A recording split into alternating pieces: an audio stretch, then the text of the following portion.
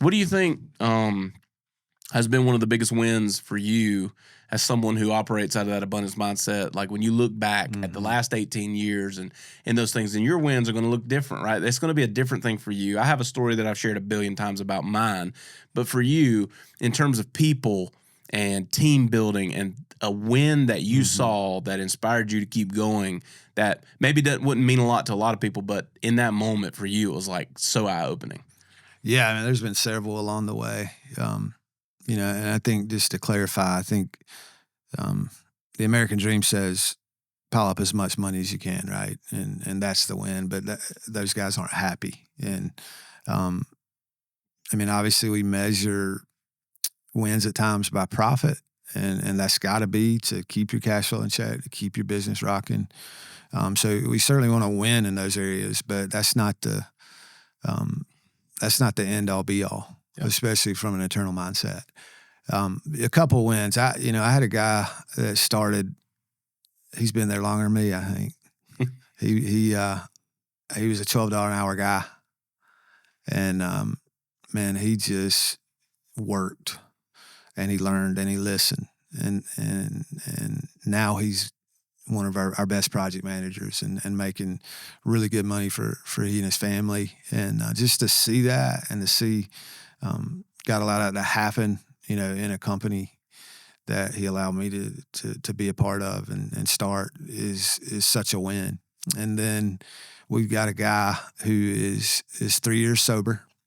He's a functioning alcoholic, and he loves to tell a story. Didn't realize that he smelled of alcohol every day, and that was a safety issue for us. And but man, he's 3 years sober, and he's sober because people in our company were willing to have hard conversations with him and pray with him and let God take over. And man, he quit alcohol quicker than anybody I've ever seen. And he'll tell you it's because of what God did in his life. And to have some of our leaders just rally around him and lead the way on that, man, is very humbling to sit back and watch. And so those are a few stories. I mean, God's made a way in so many areas of our business, and we've had our share of failures. I've done dumb things. I hadn't handled situations well. Some of my biggest regrets are probably handling situations in our company a little too fast and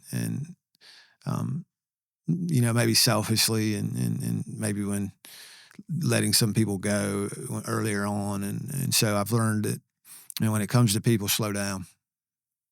Make sure, your heart's right and your frustrations, out before you make those comments and tough decisions. And so, yeah, man, there's been just multiple situations where I'm like, how in the world did that just happen? Because I know, my weaknesses, and it doesn't take long for other people to know them either. So, yeah. Yeah. No, it's powerful. What's funny for me is I'm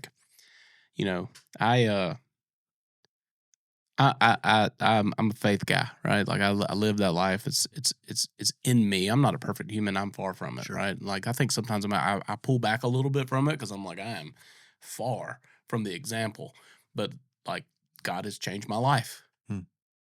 I shouldn't be here. I shouldn't be, and I lead from that perspective of like, I don't deserve any of this, much like you were saying, right? There's people far smarter, far more qualified, far more capable. But I think the difference was I was willing to, right? And I've been through some desolate situations personally, financially, in business. I have stared down the long road and just kept going because I had faith in something bigger. But what was funny was, we started this company and nothing in our core values is like, we're a faith-based company. Nothing in any of that is that way. Like we don't market it as, a Christian company or none of these things. But like, we kind of have these values. And if the values are real in the company, then they came from the people that started it, right? And you get alignment there. And so I guess the values came from two faith-based believers, right? Two Christian guys. And so we built those in there, and we're trying to hold ourselves accountable to them, right? Like I fail daily. Sure. I let it slip often. Like it's as much for me as it is for anyone else to set the bar high, to live and operate in a way, even when I don't want to, right? I do because I believe in it, and I believe that there's an advantage to it. But what was funny for us was in two instances. One was in Tennessee. I'm standing there with a pretty prolific mega church pastor. And it was for me, I was like, I can't believe I'm talking to this guy. Like, I followed him on social media for 20 years, and now I'm standing here on the land that, I've seen him and all these other incredible musicians and things in the industry.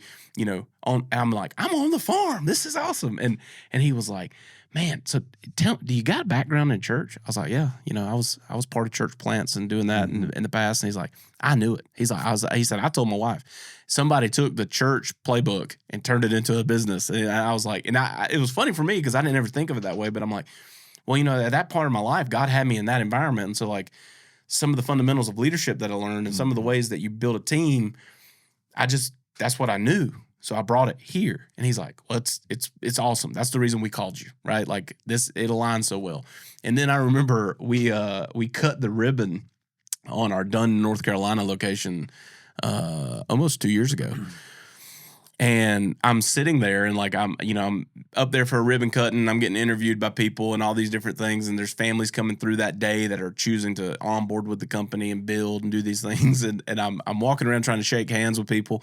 And this family sitting there and they're like, for us, man, we're just so excited to see a Christian company come into this area. And like, we're so excited to be able to operate with a Christian business. And I'm hearing him talk. And in my head, I'm trying to disqualify that. I'm like, oh, we're not a Christian business. But again, it leaves clues, and I think I struggled the most with that because I did, I didn't live, I was not a Christian until later in life. My wife was a big piece of that. She grew up in the church, set the standard, set the bar real high, kind of told me, like, if you want this to be something, then this is what I'm looking for. And so I had to make a choice, right? Good.